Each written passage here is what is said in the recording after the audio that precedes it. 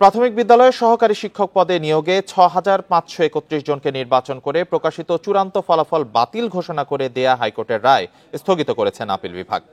এর ফলে ওই শিক্ষকদের নিয়োগে কোনো বাধা থাকল না। প্রধান বিচারপতি সৈয়দ রেফাত আহমেদের নেতৃত্বে সুপ্রিম কোর্টের আপিল বিভাগের পূর্ণাঙ্গ বেঞ্চ এ আদেশ দেন। ১৮ ফেব্রুয়ারি হাইকোর্টের রায়ের বিরুদ্ধে প্রাথমিক শিক্ষা অধিদপ্তর আবেদন করলে ২ মার্চ আপিল বিভাগের পূর্ণাঙ্গ বেঞ্চে শুনানি হয়। পরের সময় আবেদনের প্রেক্ষিতে একদিন পেছানো হয়। এর আগে ৬ ফেব্রুয়ারি সহকারী শিক্ষক পদে ঢাকা চট্টগ্রাম বিভাগের ৬,৫৩১ জনের নিয়োগ বাতিল করে রায় দেয় হাইকোর্ট। সে রায় স্থগিত চেয়ে আপিল বিভাগে আবেদন করে অধিদপ্তর। নিয়োগ বাতিলের রায়ের পর থেকেই রাজপথে আন্দোলন করেন ওই শিক্ষকেরা। আপিলের রায় প্রকাশের পর আন্দোলন স্থগিতের ঘোষণা দিয়েছেন তারা।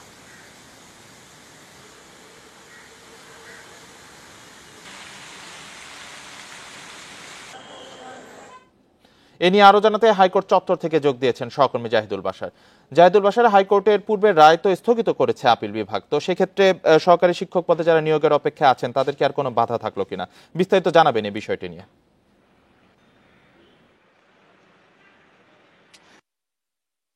এই যে সমস্ত শিক্ষক ৬,৫২১ জন যারা চূড়ান্ত নিয়োগপত্র পেয়ে গিয়েছিলেন, শুধু স্কুলগুলো বন্টন করতে, অর্থাৎ বিভিন্ন স্কুলে তাদের সরাসরি পদায়ন করাটুকু বাকি ছিল, ওই মুহূর্তে যখন রায় দিয়ে দিল তারপর থেকেই তারা আসলে আন্দোলন নামেন। প্রায় ২৭-২৮ দিন ধরে আপনি জানেন যে শাহবাগে তারা রাস্তা দখল করে সেখানে আন্দোলন করে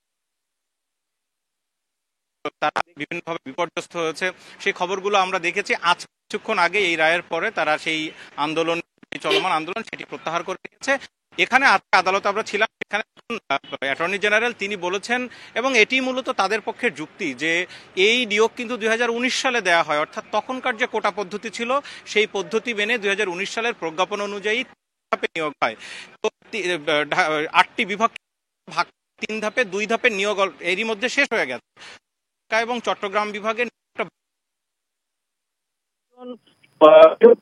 তারা আসলে এই ৬,৫৩১ জনের মধ্যে নয়, তারা রিট পিটিশন দাখিল করার ফলে, যেটি এই ৫ আগস্টের পরে হয়। কিন্তু তাদের বক্তব্য হচ্ছে, যেহেতু এত বড় আন্দোলন হয়ে গেল, শেখ হাসিনা সরকার পদত্যাগ করতে বাধ্য হলো যে কোটা আন্দোলন, কোটা আন্দোলনকে ঘিরে, সেই সময় সর্বশেষ যে আপিল বিভাগের রায় অনুযায়ী সরকারের বর্তমান কোটা পদ্ধতির সিস্টেম হচ্ছে মাত্র ৭% চাকরি কোটা থাকবে, ১৩ থেকে একেবারে ১ নম্বর গ্রেড পর্যন্ত।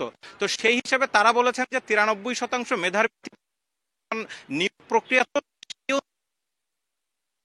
হাইকোর্ট কিন্তু তাদের পক্ষে রায় দেয়, অর্থাৎ হাইকোর্ট বলেছেন যে ৬,৫৩১ জন, এখানে কোটা যদি হিসাব করা হয় প্রায় ৮৪% কোটা মেনে কিন্তু এই রায়টি ৬,৫৩১ জনের নিয়োগ দেওয়া হয়ে গেছিল। তার কারণ হচ্ছে, আপনি জানেন যে প্রাইমারিতে প্রাথমিক শিক্ষা নিয়োগে ৬০% নারী কোটা এবং ২০% পোষ্য কোটা, আর ৪% হচ্ছে বিজ্ঞান কোটা, ৮৪% হচ্ছে কোটার বলেই কিন্তু ৬,৫৩১ জনের নিয়োগ দেওয়া হয়। সেক্ষেত্রে একটু ক্যালকুলেট করলে আমরা যেটি পাই যে ৬,৫৩১ জনের মধ্যে ৫,৫০০ জনই হচ্ছে কোটা এসছে। তো যাই হোক, রিট পিটিশনারদের মূল যুক্তি ছিল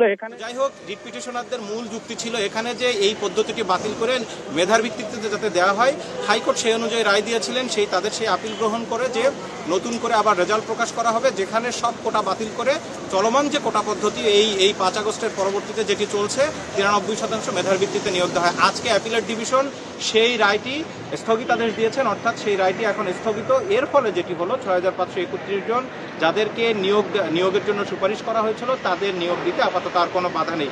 এখানে আরেকটি বিষয়, আজকে আদালতে কিন্তু একজন বিচারপতি এই নিয়ে খুব ক্ষোভ প্রকাশ করেছেন যে এই রায়টি যখন হাইকোর্ট থেকে বাতিল করা হয়, তখন ৬,৫৩১ জনের মধ্যে যারা হাইকোর্ট ডিভিশনের মধ্যে আন্দোলন করেছে, হাইকোর্টের দরজায় আঘাত করেছে, সেখানে লাথি মেরেছে, কারা হাইকোর্টের যে নর্মস ভঙ্গ করেছে তাদেরকে চিহ্নিত করতে বলেছেন অ্যাপিলেট ডিভিশনের বিচারপতিরা। তারা বলেছেন যে এটি চলতে পারে না, আদালতের রায় পছন্দ না হলে তারা অ্যাপেক্স কোর্ট আছে সেখানে যাবেন। আজকে যেমন তারা সেখানে কিন্তু সমাধান পেয়েছেন, কিন্তু এটি কারা করেছেন এই বিষয়টি দেখতে অ্যাটর্নি জেনারেলকে বলেছেন। যাই হোক, সব মিলে আজকে যারা সেই দিন আন্দোলন করেছিলেন, যারা শাহবাগে আন্দোলন করেছেন, তারা বেশ খুশি, এবং তারা বলেছেন যে তারা খুব দ্রুত নিয়োগ প্রক্রিয়া শেষ করে তারা স্কুলে জয়েন করতে পারবেন। সেই প্রক্রিয়াটির দিকে যেন তাড়াতাড়ি সরকার যায়, সেই প্রত্যাশা তারা করেছেন। হাইকোর্ট চত্বর থেকে জানাচ্ছিলেন সহকর্মী জাহিদুল বাশার।